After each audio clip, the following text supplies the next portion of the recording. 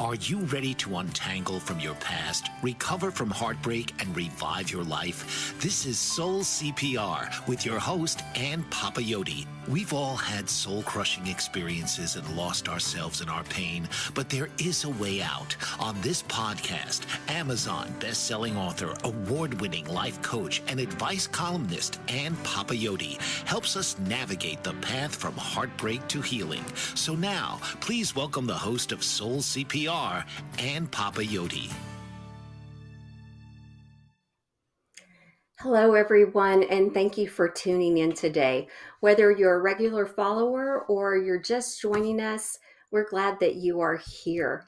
And as you can see, I'm not alone in my home office studio today. My guest, Sarah Smart, is here with me, and we're going to talk about redefining love after childhood trauma that can confuse the definition based on experiences during that very formidable time in life. Sarah is a single mom and an entrepreneur whose truly indomitable spirit has helped her overcome some of life's most, I'm going to say, unthinkable challenges, if you will. From a childhood riddled with abuse and manipulation that confused her definition of love, it led to addiction, but she found her way to recovery. And she's going to share those kind of stories with us today. And it also led to creating a very successful business that she shares with her children. And along the way, she learned what love is and is not. And she's here today to share her story. So, Sarah, thank you for joining us on the show. Thank you for having me. It's definitely an honor. Oh, thank you. Well, one of the very blessings of this show, as we were talking about before, for me has been the opportunity to have extraordinary, ordinary people come and share this space and time and to tell their stories, sometimes for the very first time, kind of out loud on this type of platform, and to inspire others who can relate to their journey. Yes, ma'am. Yeah. I'm excited. Good. I know. And this is, I think you shared with me, this is sort of the first time for you to do this kind of out loud in this way. Yes, this would be my first time. Yes, ma'am. Well, it does take courage, and courage means doing something in spite of fear. So I respect that and honor that in you today. Thank you. I appreciate the opportunity. I know you do. Well, let's talk a little bit about your early childhood. If you could share like a glimpse into your early childhood and how some of those experiences, of course, shaped your understanding of love and your self-worth. So I know from our original discussions that your parents separated or divorced or when you were an infant. So what happened from that point? When I was born, I don't have any recollections of my parents being together. Mm-hmm. Whenever I was very young, my mom faced her own addictions, and she went to prison pretty early in my childhood. I had a brother that was very ill from birth. And so my dad needed to focus on his health, getting him back and forth to the doctors and things of that nature.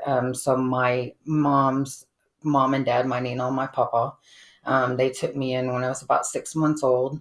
It raised me for, most of my younger childhood years. My brother was very ill his entire life. He passed away when he was 9, and I was 8, so we were only a year apart in age. That's when I transitioned more and into where I transitioned my living, where I was living, into living with my father. But I would visit my father and my brother Chase on the weekends. Whenever they would be in state, be able to spend time with my brother. My mother was still in prison all those years, even after my brother passed away. I see.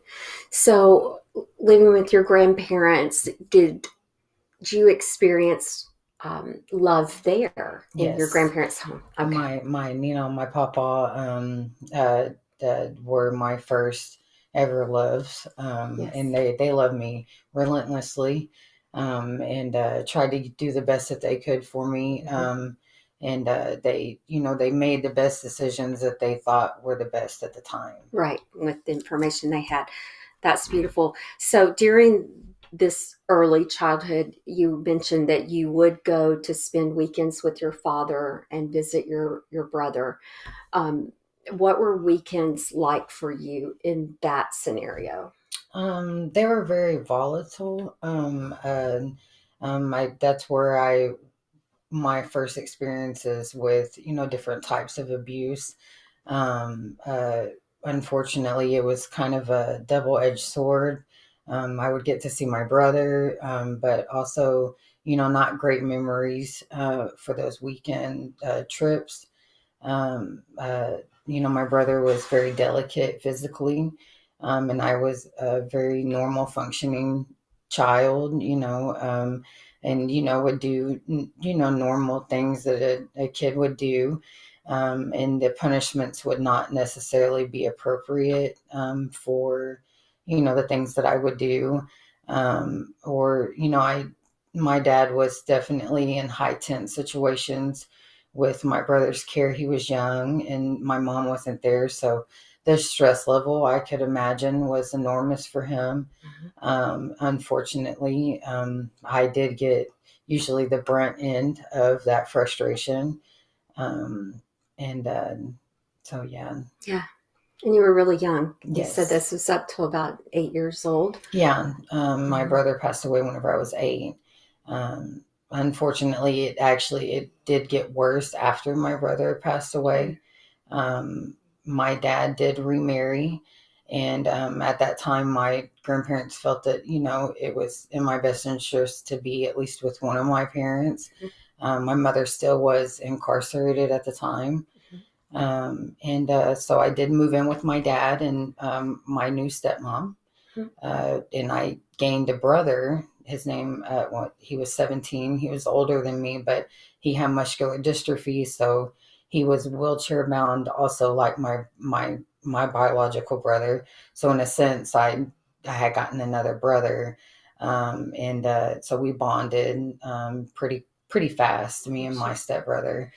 So, first of all, I'm sorry for the loss of your biological brother. I'm sure that was quite impactful at Yeah. such a young age. And the fact that you were just a year apart, I'm sure you were quite close. He was my best friend. Mm. I didn't ever really understand that my brother was different, Hmm. because I mean, that's how he was my whole life. Hmm. So I was very protective over my brother.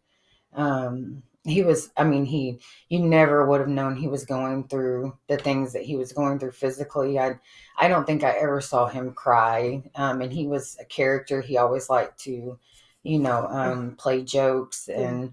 and he was just a funny person. So I think when he died, I didn't really understand it. I was actually very angry with him for a while. Mm. Um, I didn't understand death. Right.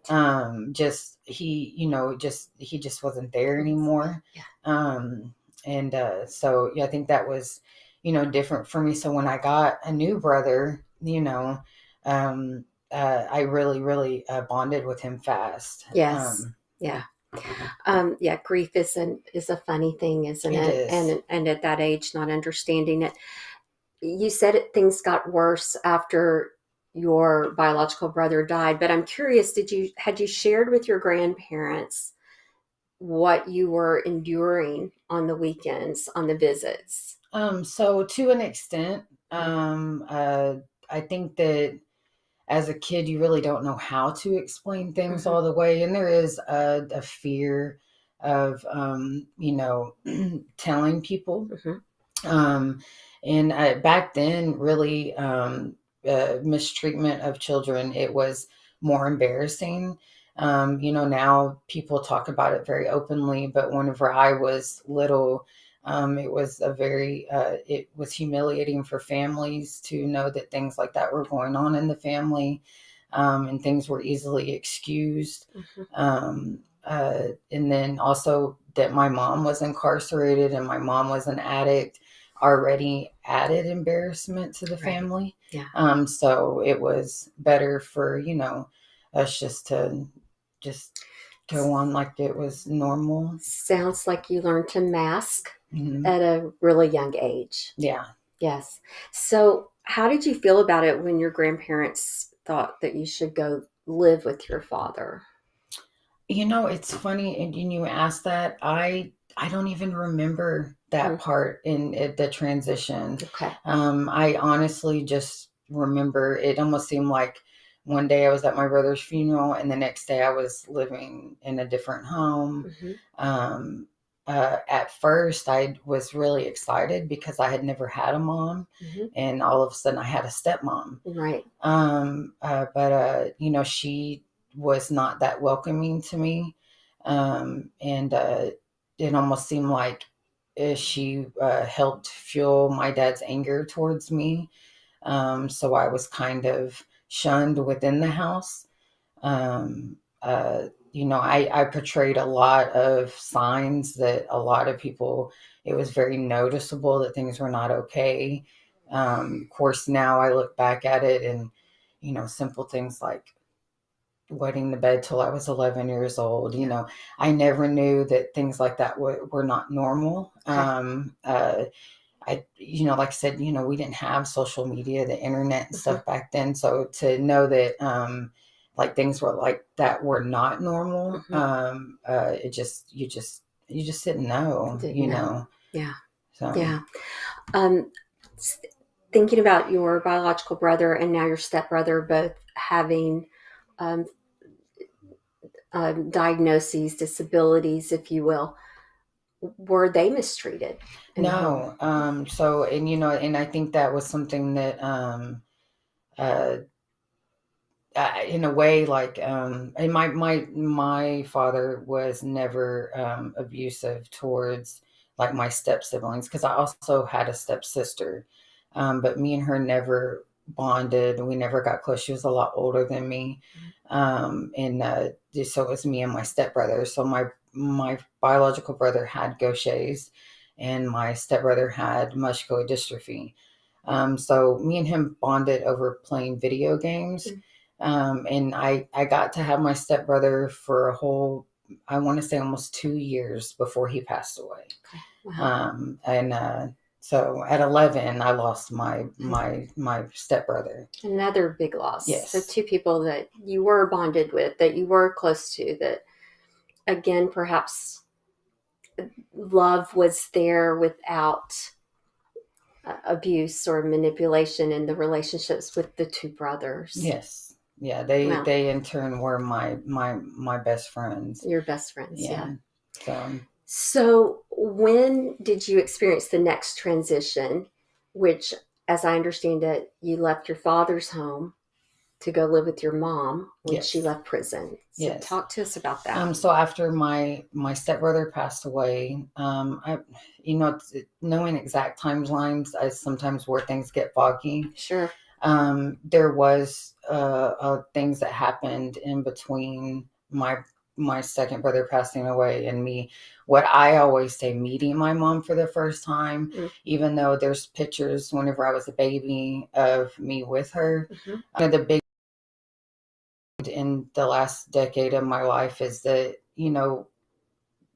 when you're exposed to predators, and they see that even when you have asked for help, it almost puts a target on your back, and they know that it's okay for them to do things to you, and because they know that one, even if you were to speak up, nobody's going to listen to you, nobody's going to believe you. And so they feel almost free will that it's okay for them to do whatever they want to you. So at a very young age, I was very promiscuous, Mm-hmm. and I actually used to get in trouble for it at school, Okay. in elementary, with, just even like I wasn't allowed to play with certain friends and stuff like that because I would do things that I shouldn't know anything about. Um, And like I said, back then, it almost seemed like you were just making everything up. Um, uh, and there were, friends, moms, and things that sometimes would kind of, you know, hey, you can come stay the night over here, but as embarrassing as it is, because I'd still wet the bed. So, I didn't want to. So I would choose not to. Okay. But so after my second brother passed away, I want to say maybe 6 months to a year within that, my mom got out of prison. Okay. And, you know, my whole raising, I was always told, because I look identical to my mom. Mm. I was always kind of told that, I was going to be like her. And it was just kind of, the verbal manipulation and abuse is, I don't think one abuse is worse than the other. And I don't think one abuse is better than the other. Mm-hmm. I think that they're all bad. Mm-hmm. And when they're combined, that can be, Yes. really bad. Right. So there was a lot of, don't be like your mom. You look like your mom. You're going to be just like her. Your mom doesn't love you.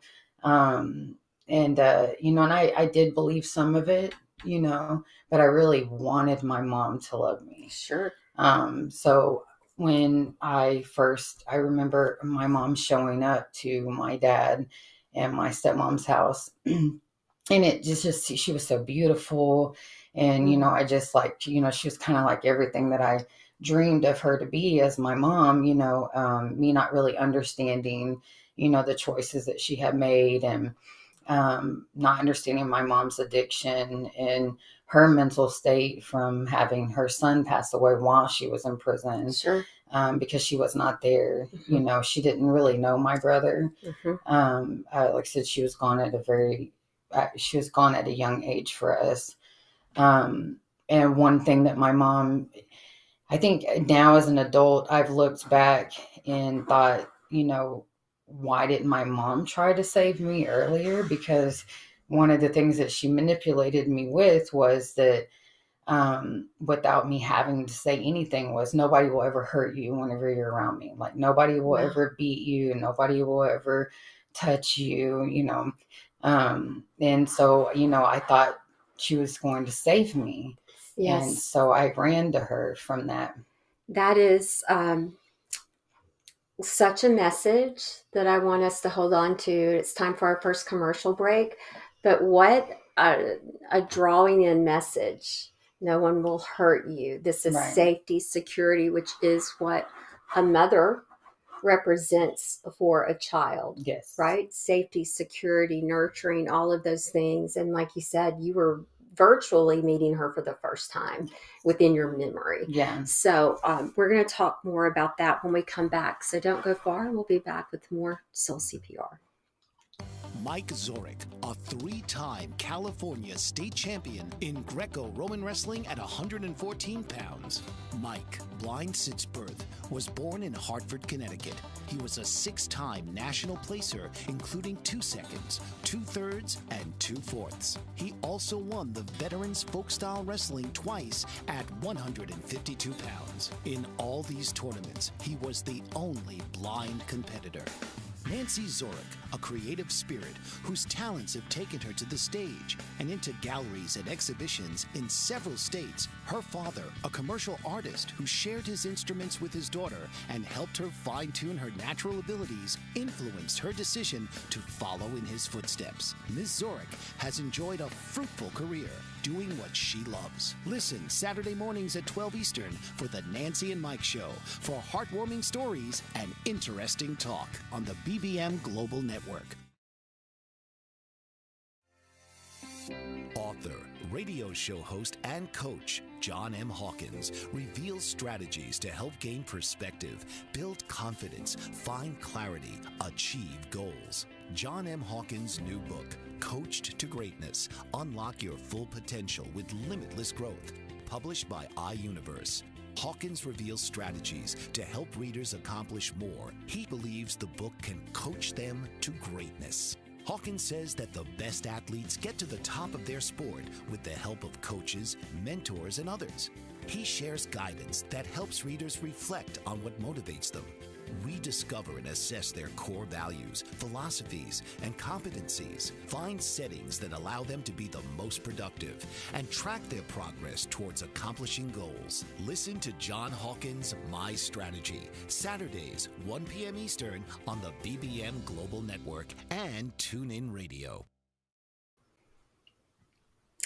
Hello, everyone, and welcome back. This is Soul CPR. I'm Ann Papayotti with my guest, Sarah Smart, today, and we are talking about childhood trauma and redefining love because of how it becomes defined for us when we experience trauma in childhood. And Sarah, in revealing your story, there's a lot of loss in your childhood. Two brothers that you were close with and bonded with. You've in your story already, you've shared physical, verbal, emotional, sexual abuse in early childhood. Your mom, whom you didn't really know, she was incarcerated um, when you were an infant or already, right? And so here you have lived in different homes, and here she now shows up at your father's door where a lot of this abuse has occurred. And you've dreamed of who she may be for you. You know she's had addictions. You know she's been incarcerated because of her addictions or behaviors associated with addiction.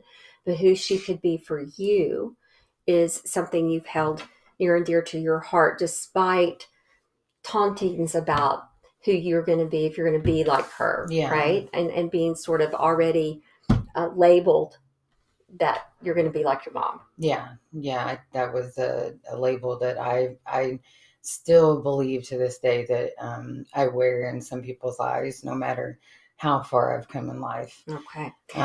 But here she was offering you this to come with her, that harm is behind you, safety is in front of you. So tell us about going to live with your mom. Yeah. So at first, she showered me with things that I had never really known. I mean, you go as far as to even like being a young lady and coming into womanhood and things like that. And she wasn't around to teach me those types of things. So here she was, showing me how to put on makeup and showing me how to do my hair and things that I had tried to do on my own. And, so it was almost like being in a movie. Yeah. It was extremely short-lived because at that time, like I had never been around drugs. I didn't really know, why they were so bad. I just didn't know. I was just a kid. My mom, the reason why she went to prison the first time was to fraud and drugs. So she was a professional scam artist. And I was probably her biggest, scam. And because once I was in her possession, it was more of a control thing with the rest of the family that she has me now, to me, going through everything I had been through as a child, and nobody had ever protected me. And she was offering me protection. And so I almost worshiped her. And I wanted to do anything I could to make her love me more. And so I would help her do things, the illegal things, stealing and lying to people. And, she just, she taught me all that. And, she got my nails done for me for the first time. She showed me how to be pretty and, things like that. And there was a significant situation to when I knew that my mother was not going to protect me. But the shame of admitting that I couldn't do. We were swimming in a swimming pool, and her friends and they were drinking, and this gentleman, touched me, and I in the swimming pool with her right there, and it was a very vulgar touch, and it was not an accident. And I told my mom, and I thought, finally, this has happened with so many people and so many different occasions, and this happened, and I almost felt empowered, because to me it was almost nothing that he touched me that way, because I was so desensitized from it at that point. And I went and I told her, and she told me, we were at her friend's apartment. She said, go back to, the apartment and I'll take care of it. And I said, okay. And I went back to the apartment. And then I remember leaving the apartment to look for it. It's a very vague memory of that particular moment. And when I couldn't find her, I went back to the apartment, and she was sleeping with him. Oh, And well, it was at that point in time that I knew that my mom was not going to protect me, but I could not go back to where I came from. hmm And a lot of people ask me, why didn't I go to my grandparents? I was extremely ashamed, and I couldn't do it. And so that led to, I continued to live that type of lifestyle with my mom. It probably was maybe about a year into me living with her that I started doing drugs with her. My mom, they cooked methamphetamines in our back shed, and we were extremely poor. And my grandparents were not necessarily well off, but they worked very hard. My dad was not very well off. So, we lived very poor. My mom was extremely not well off, and so we lived even more poor. hmm Things like condemned homes and things like that, and no running water, no AC or heating in the home, central AC and heating in the home. hmm We lived in a very poverty area where, drug addicts were very common. And my mom had actually gotten married to my stepfather, who I adore. Even in his passing, I still have a lot of respect for that man. He was a very safe place for me. Okay. But I did do drugs with my mom and my stepdad. And I know that sounds crazy to say that he was a safe place for me and I did drugs with him, but he was. But in their marriage, I gained a third brother. I had a third brother, hmm and he was very young. And I want to say that I was 13 and he was 11, and we were actively doing meth with both of our parents, his dad and my mom. And you became an addict as a young teenager. Yes, I did. I used meth every day, and it was kind of ironic how it actually started, because it wasn't actually my mom hmm that gave me meth the first time. I remember me and my little brother were we were on our way to the bus stop, and the people that were actually cooking meth in our back shed it took us down to the bus stop, and we were so hungry because we literally never had any food. I didn't even know what food stamps were then, but my mom was a felon, so she couldn't have gotten them anyways. As I've learned as an adult, that's hmm probably why we didn't have that. hmm And we were hungry, hmm and they stuck it in a piece of toilet paper and said, "If you eat this, you won't be hungry." Like, and that was literally how it That's terrible. started. Until we were actively doing it every day. But you said you were doing it actually with your mom and your stepfather. Yes. And did that feel like, did your mom love you more because of it? Yeah, I felt like I felt like, and I know this sounds kind of bad to say, even to this day, I felt like that was probably the most bonding that we had, because I didn't say anything bad about it, and I would just do it with her, and then it became to where I enjoyed doing it. I hmm enjoyed doing it. At that time, I wasn't being physically harmed in my eyes. hmm Nobody was hitting me.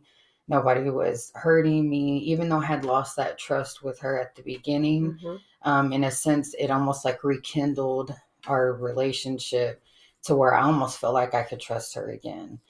Interesting. Well, two things I want to say about that. One is the man was not a gentleman who touched you. That's a very formal way to say that, who touched you inappropriately. But what an interesting thing. And one thing that I do know is that daughters seek the love of their mother and the approval of their father.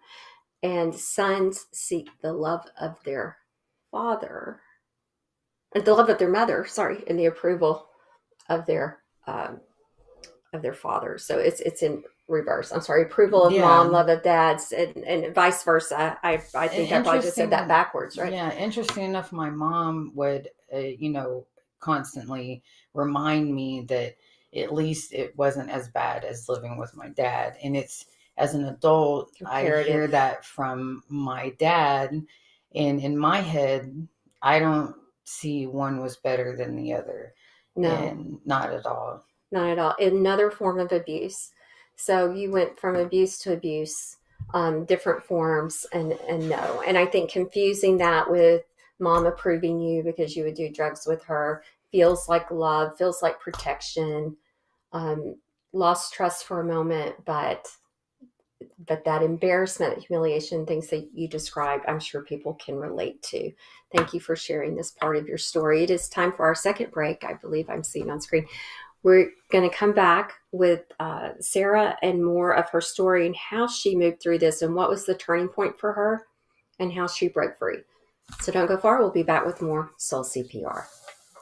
Dr. RC will share extraordinary resources and services that promote educational success, as well as making a difference in the lives of all social workers, as well as the lives of children, adolescents, and teens of today. She will have open discussions addressing many of the issues that we face about our youth and how being employed in the uniquely skilled profession of social work for over 18 years has taught invaluable lessons through her personal experiences. She will also provide real-life facts, examples, and personal stories that will confirm that why serving as a child advocate is extremely beneficial when addressing the needs of the whole child. Listen live to Dare to Soar, Saturdays 10 a.m. Eastern on the BBM Global Network, and TuneIn Radio as Dr. RC will provide thought-provoking information that will empower, encourage, and strengthen students, families, and communities across our nation. You can also visit her at soarwithkatie.com. Are you struggling to care for elderly parents or a spouse? Do you wonder if being a caregiver is making you sick? Are you worried about taking time off work to care for elderly parents and balance work, life, and caregiving? Has caregiving become exhausting and emotionally draining? Are you an aging adult who wants to remain independent, but you're not sure how? I'm Pamela D. Wilson. Join me for the Caring Generation radio show for caregivers and aging adults, Wednesday evenings, 6 Pacific, 7 Mountain, 8 Central, and 9 Eastern, where I answer these questions and share tips for managing stress, family relationships, health, well-being, and more. Podcasts and transcripts of the Caring Generation are on my website, PamelaDWilson.com, plus my caregiving library, online caregiver support programs, and programs for corporations interested in supporting working caregivers. Help, hope, and support for caregivers is here on the Caring Generation and PamelaDWilson.com. Hello again, and we are back. We are talking about redefining love after childhood trauma. And I want to clarify something that I was saying before the break. Girls want to feel approved by their moms and feel loved by their fathers. And it's the opposite for boys. They want to feel loved by their moms and they want to feel approved of by their fathers. And I can imagine, Sarah, in your story and sharing with your mom that you felt approved by your mom when you do drugs with her. You felt approved by her when you were getting your hair and nails done the way that she was teaching you and showing up in life the way you were. But I can't imagine being a 13-year-old hungry that someone says, eat this and you won't be hungry. Of course you would. Right. But next thing you know, you find yourself addicted to meth and doing meth daily yourself at 13 with a younger brother at 11. Yes. It's quite a sad story. Another form of abuse, and while your mother is telling you it's not as bad as at dad's. Yeah. And a young mind starts believing that, right? I did. Mm-hmm. I definitely believed it. So what was the turning point in your life? When I was 15, I was raped by two people, and it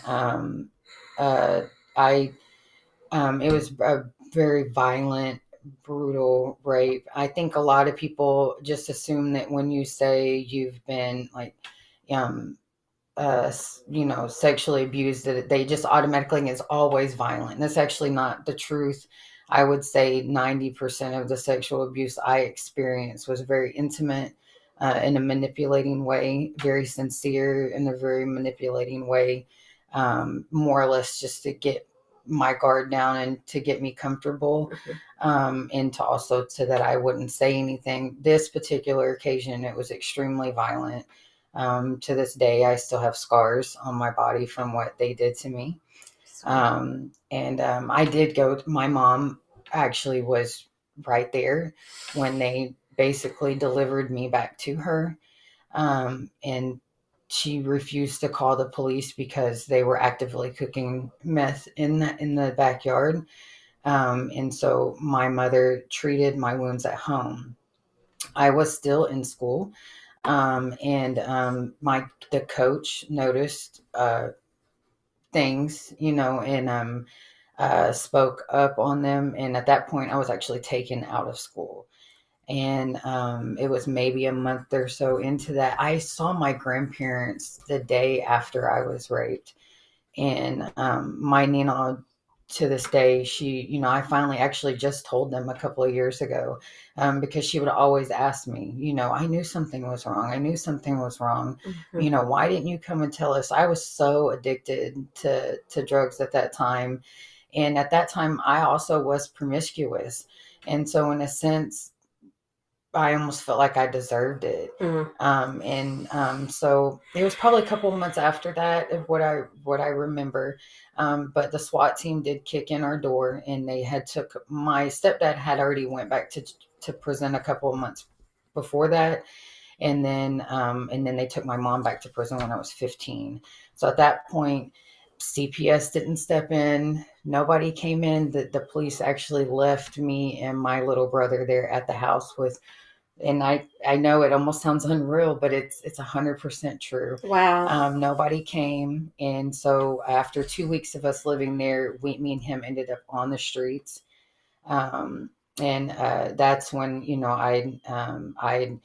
I was really into the gang life. I had found, safety in other places and in the streets, and still actively using. I remained homeless until I actually got pregnant with my first kid. So what did getting pregnant with your first child do for your mindset and what you wanted in life? I had never had a reason to live, nor had I ever actually thought about that at the time. I had never had, there was one little girl that I used to look after in my neighborhood, that had a really hard life, and I would protect her, and I would look out for her, and, make sure she had food, even though I didn't, like I still have a great relationship with this little girl. She's a fantastic mother. But when I found out I was pregnant with my son, I was on drugs that day, and I was actually a couple of months pregnant, and I didn't know it. And I was in a vehicle that was in a car accident, and that's how I found out I was pregnant. And I don't know, something just came over me. Like for once in my life, I had something to live for. I didn't really know what that was. I didn't know what that felt like, but just I I will be thankful for to the day I die that I literally was able to put the meth down that day. So it sounds like it was a decision Yes. because of a inspiration and a motivation. So you were able to put the meth down that day. No withdrawals, no drug rehab, No, but I gained a lot of weight. I had never had an appetite like that before in my life, but I did. I gained a lot of weight, but I was very secluded. Uh-huh. I don't really remember a lot about that time in my life, just other than the fact that I don't know. I'll be grateful for that strength every day that I was able to do that, because it changed my whole life. I can tell everyone here that turning point does start with a decision.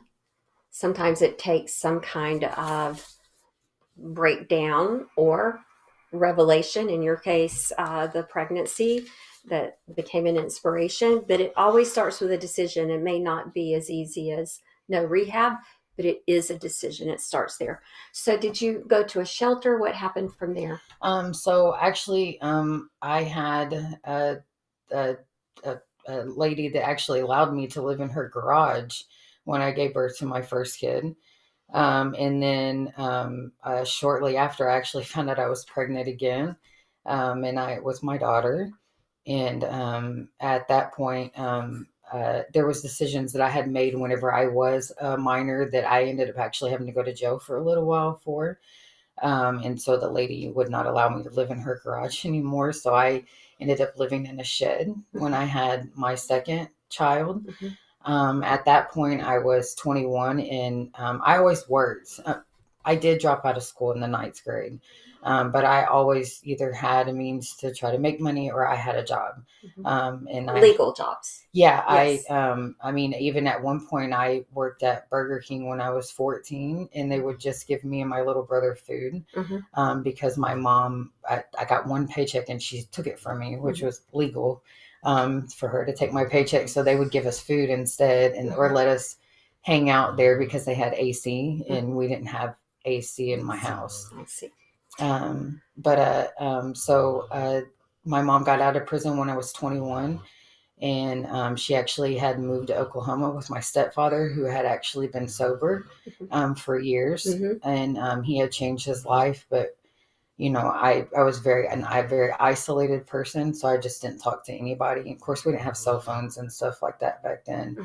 And so she had told me that I could get on housing in 3 months there, and in Texas it was like 8 years. So that's why me and my kids were homeless. That she was going to be sober, and I actually had hope again for my mom. Okay. And so I moved to Oklahoma with my two oldest biological children. And within 3 months of me being there, I had my GED, and I had signed up for Section 8, and I had gotten my first home, and that was literally like a path of, I had fire behind me, and I wasn't going to turn back. Okay. So you started taking responsibility for your life. You had hope in your mom, but you were not leaning on your mom. Yes. You were moving forward, education, and you had a determination, it sounds like, for your kids to live differently than you had. Yes. Okay. My mom's psychologically had deteriorated. Okay, I'm sorry. Yeah, no. Even though she was off of, So, I'm sorry, the audience. My dog is in here snoring so loud. He's If so you hear cute. that is Odie the pit bull. Okay, go ahead, Sarah. No, he's so cute. He's so cute, but he is so loud. My mom's mental state was extremely fragile. Mm-hmm. So at that point, it was experiencing the suicide attempts from her. Okay. And she was off of meth, but she traded it in for pills. And so she was just trading one addiction for another. My stepdad actually ended up divorcing her during this time, but he remained an extremely active role in my life. I lived in Oklahoma for almost 10 years. Okay. And in that time, like I said, I got my GED. I actually got into college. I got an associate's degree, and then I got my bachelor's degree. I was in college for 7.5 years straight. But I worked at a shelter with kids during that time. And I had no idea that this was the role that I was meant to play in life, but I got involved in a lot of other children's lives. And at the time, I also gave birth to two more sons. So I had 4 biological children, and I was acquiring more and more kids as I went. Yes. I never knew that was my calling. And by acquiring, she means she would take children in, raise them as her own. And this is just one of many things that I adore about you. Yeah, they are my legacy. I am more than proud of them. I could never express how much each one of them mean to me in their own individual ways. So tell us about starting your cleaning business. Oh my goodness. And the challenges of being a single mom while starting a business? So one of the most amazing things is a couple of the older, I'd say young adults that I guess to me they were still kids. They were, but Yeah. they were very responsible. They were the reason why I could go to college at night. They would be with my younger children, so needless to say, when I came back to Texas, it was it was so empowering because like I was coming back and I was like this completely different person. Yeah. Excuse me. Mm-hmm. I came back with 9 kids. I came back with 9 kids. I left 4 with of your 2. own, Yes, and 4 of 5 them were that you mine. brought in. And I got a job doing roadside assistance. Actually, jobs like I'd babysit on the weekends or things of that nature just to make extra money. I didn't get any financial assistance to take in the children that were not biologically mine.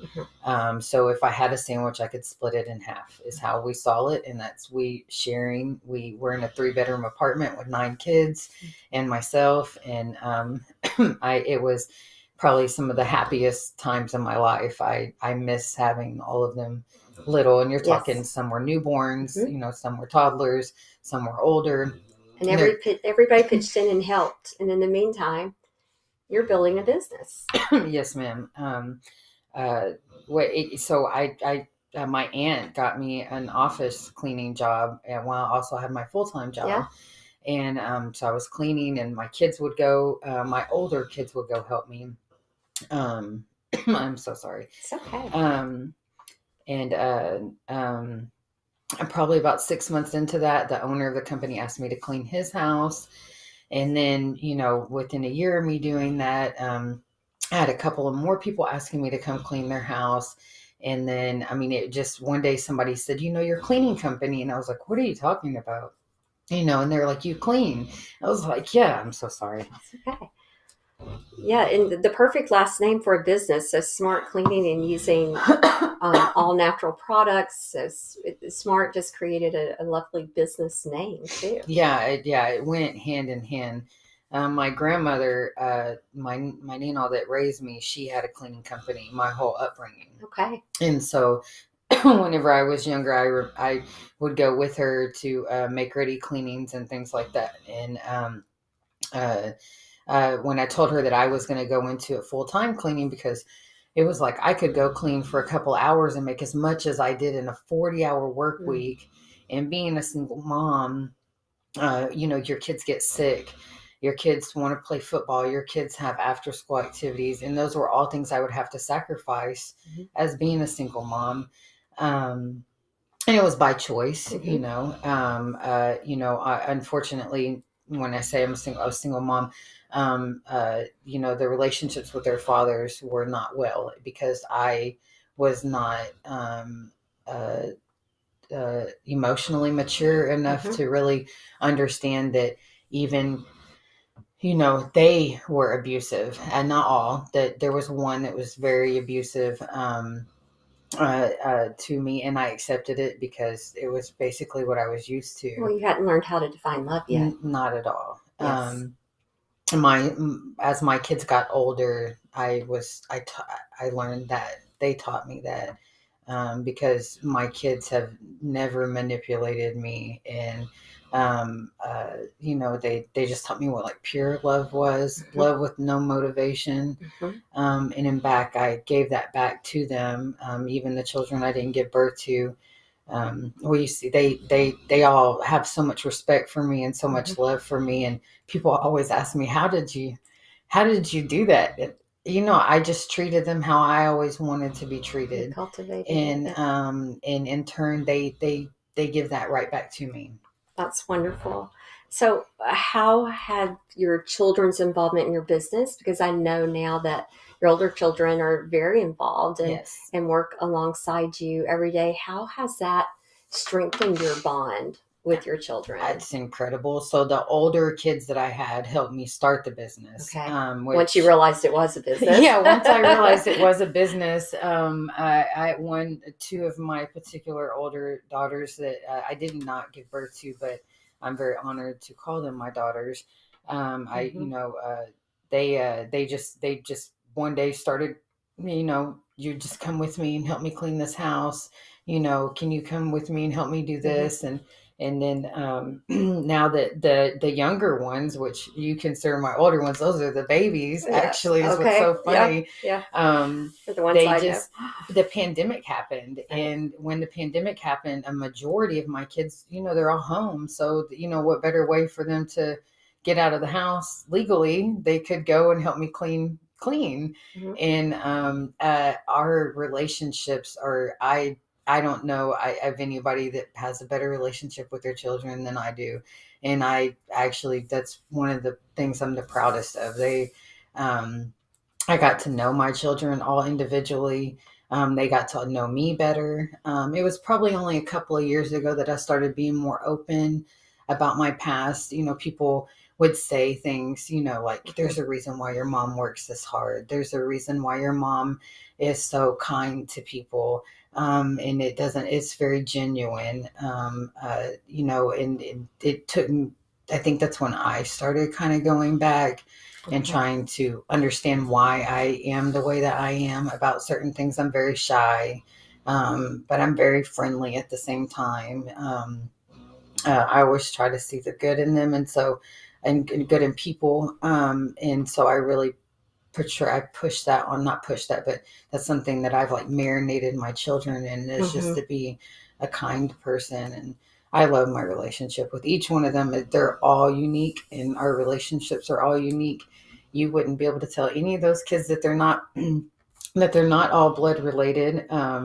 Their bonds are just incredible to this day. I mean, and I had no idea that that's what I was forming when you just didn't, I didn't know what I was doing when I was doing it. I just knew that God told me to do it. Yeah. And so I just did it. And so I'm hearing that self-reflection and maybe spiritual growth and connection to God for you has been important for your journey of healing. What else or whom else have been part of your healing journey? um, Have you learned to love yourself? I think that's something that I'm doing right now. Okay. I know that sounds in my 40s. Sometimes I feel like when I explain things, I sound almost childlike, because I do feel like there's a lot of areas emotionally that are very childlike for me.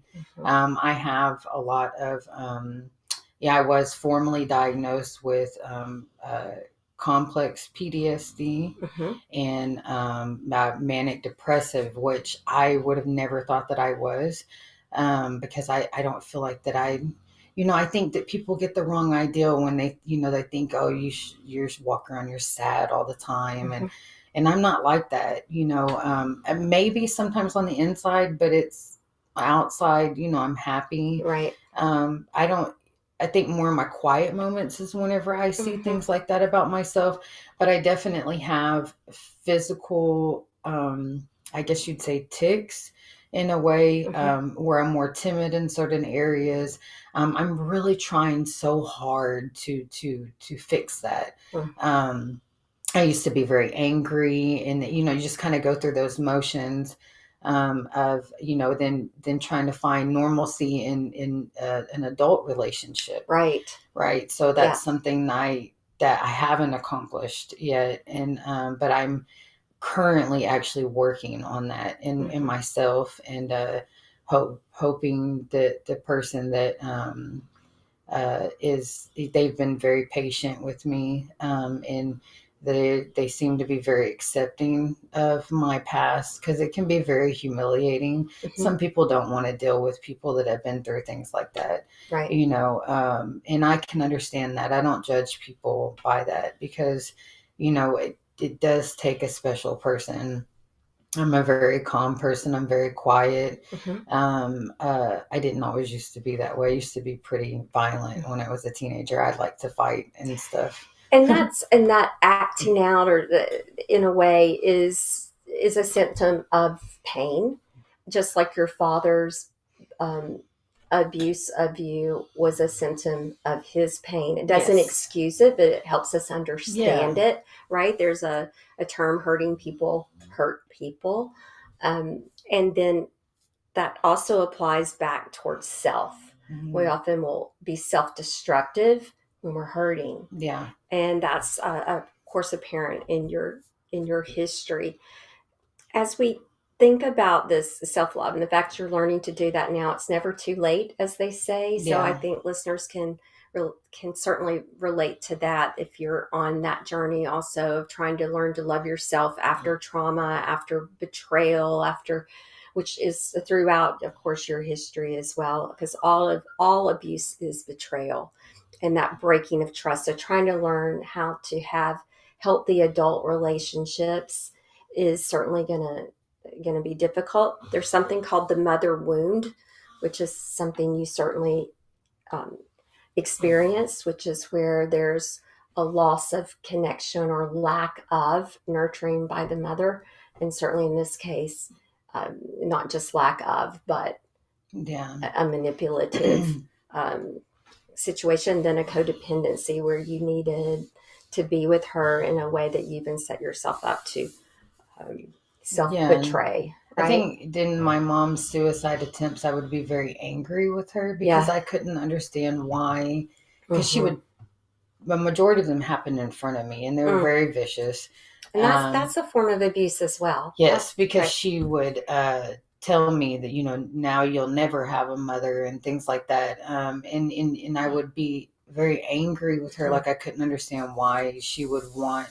So I even went through like survivor's guilt Oh, with sure. my brother's passing, and I if I was if people didn't like me that much as a child, then I didn't understand why God allowed me to live and them to pass away and suffer. I felt like it should have been me, and not being like morbid about it, but just being very honest that I did feel that way as a child, that it should have been me because they didn't like me. I see. That's very introspective and insightful for you to Yeah. to explain that. And protecting my abusers, I think, was a big deal too. Protecting your abusers. I hear that a lot. It is time for our third and final break. Don't go far. We're going to come back with some closing thoughts and lessons on redefining love. Are you struggling to care for elderly parents or a spouse? Do you wonder if being a caregiver is making you sick? Are you worried about taking time off work to care for elderly parents and balance work, life, and caregiving? Has caregiving become exhausting and emotionally draining? Are you an aging adult who wants to remain independent, but you're not sure how? I'm Pamela D. Wilson. Join me for the Caring Generation radio show for caregivers and aging adults, Wednesday evenings, 6 Pacific, 7 Mountain, 8 Central, and 9 Eastern, where I answer these questions and share tips for managing stress, family relationships, health, well-being, and more. Podcasts and transcripts of the Caring Generation are on my website, PamelaDWilson.com, plus my caregiving library, online caregiver support programs, and programs for corporations interested in supporting working caregivers. Help, hope, and support for caregivers is here on the Caring Generation and PamelaDWilson.com. Dr. RC will share extraordinary resources and services that promote educational success, as well as making a difference in the lives of all social workers, as well as the lives of children, adolescents, and teens of today. She will have open discussions addressing many of the issues that we face about our youth and how being employed in the uniquely skilled profession of social work for over 18 years has taught invaluable lessons through her personal experiences. She will also provide real-life facts, examples, and personal stories that will confirm that why serving as a child advocate is extremely beneficial when addressing the needs of the whole child. Listen live to Dare to Soar, Saturdays, 10 a.m. Eastern on the BBM Global Network, and TuneIn Radio as Dr. RC will provide thought-provoking information that will empower, encourage, and strengthen students, families, and communities across our nation. You can also visit her at soarwithkatie.com.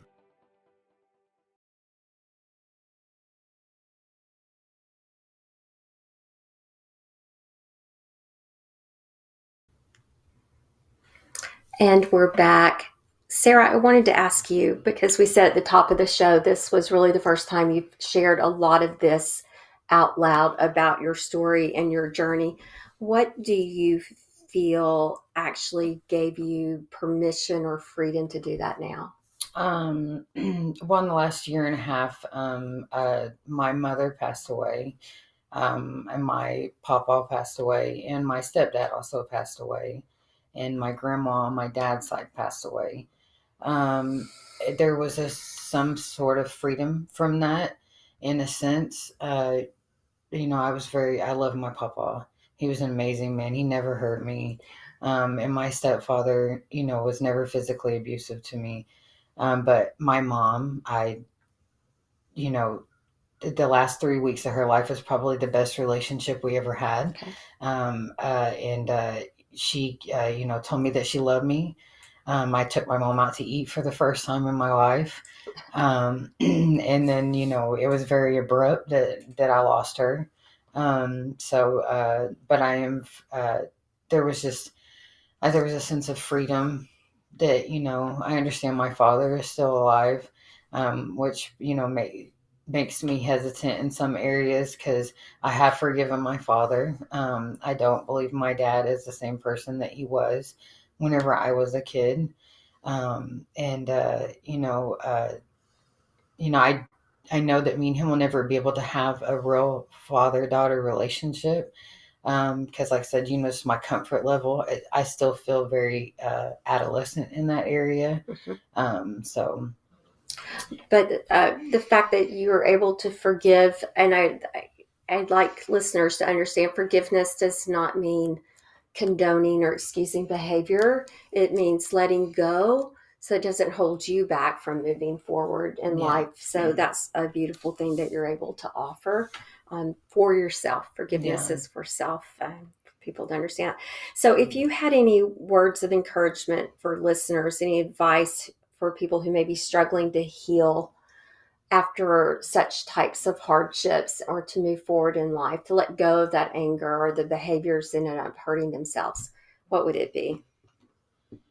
That's probably a very hard question for me to actually answer because I think that I've barely tipped the iceberg of healing. I think this right here today, this conversation is the biggest step I've ever taken in it, being honest with my kids about who I am.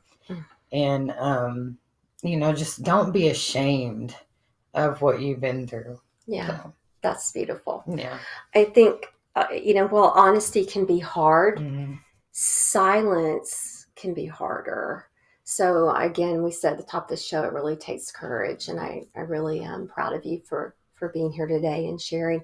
Thank you. I do want to ask you, because you said something to me one day, it's been several weeks ago now, but I understand you are in a relationship now, in an intimate partner relationship. And how is that feeling for you? How is that?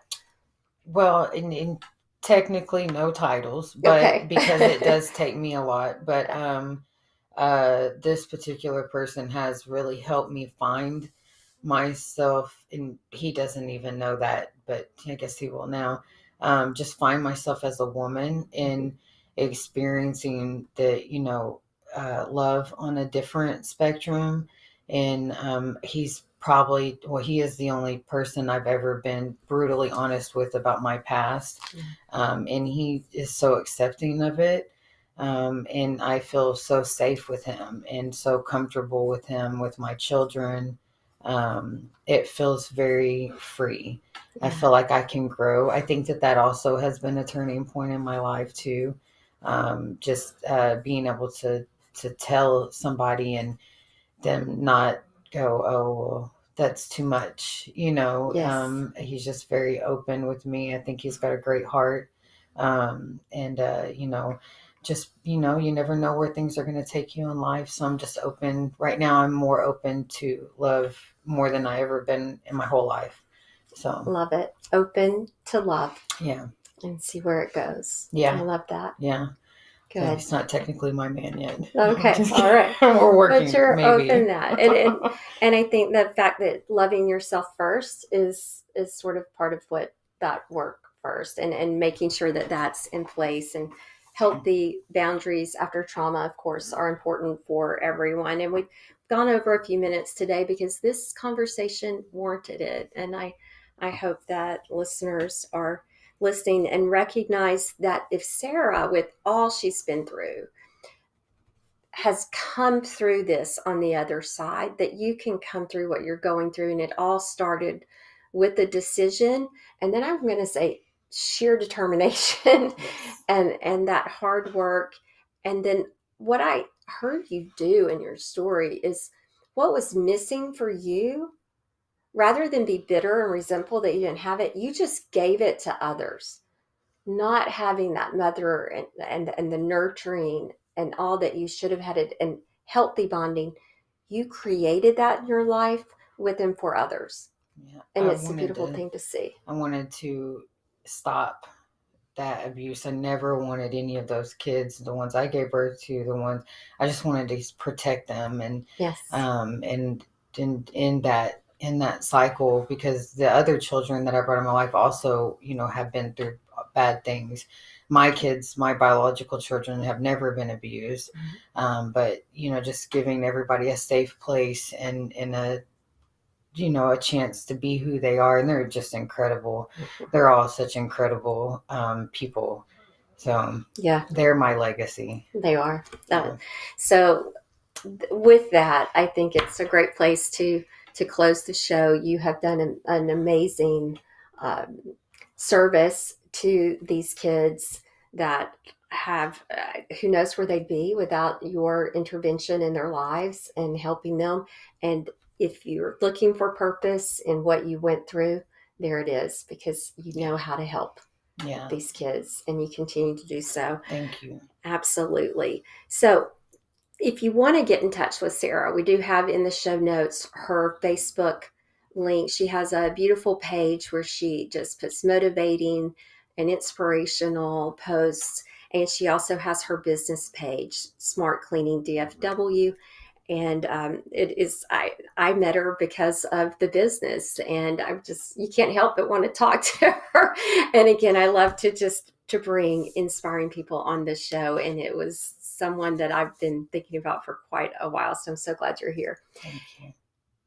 Remember, listeners, that healing is not a linear journey. It's a process of transformational. It's a journey. So just like you heard in Sarah's story, it can be quite the journey. So allow yourself that grace for whatever journey you may be on, whatever path you may be on. If today's show resonated with you, please share it with others who may need a lifeline of their own. Please subscribe, rate, and leave a review to help us reach more hearts. And you can always connect with me on social media. On Facebook, it's at Skyview Coaching, and on all the other platforms, it's at Ann Papayotti. And let me know what other show topics you'd like to have featured on the show. This show is for you. If you want to hear more about the mother wound or overcoming different traumas, let's talk about it. You can drop me a note on one of those platforms, or leave a comment on this show for all of that, and we will definitely follow up on that. And I'll leave you with the closing of please breathe fully, love openly, and live soulfully. Until next time, good day. This has been Soul CPR with host Ann Papayotti. Breathe life back into your spirit with each episode, where she and special guests explore the relationships that hurt us and discover that healing can only begin with you.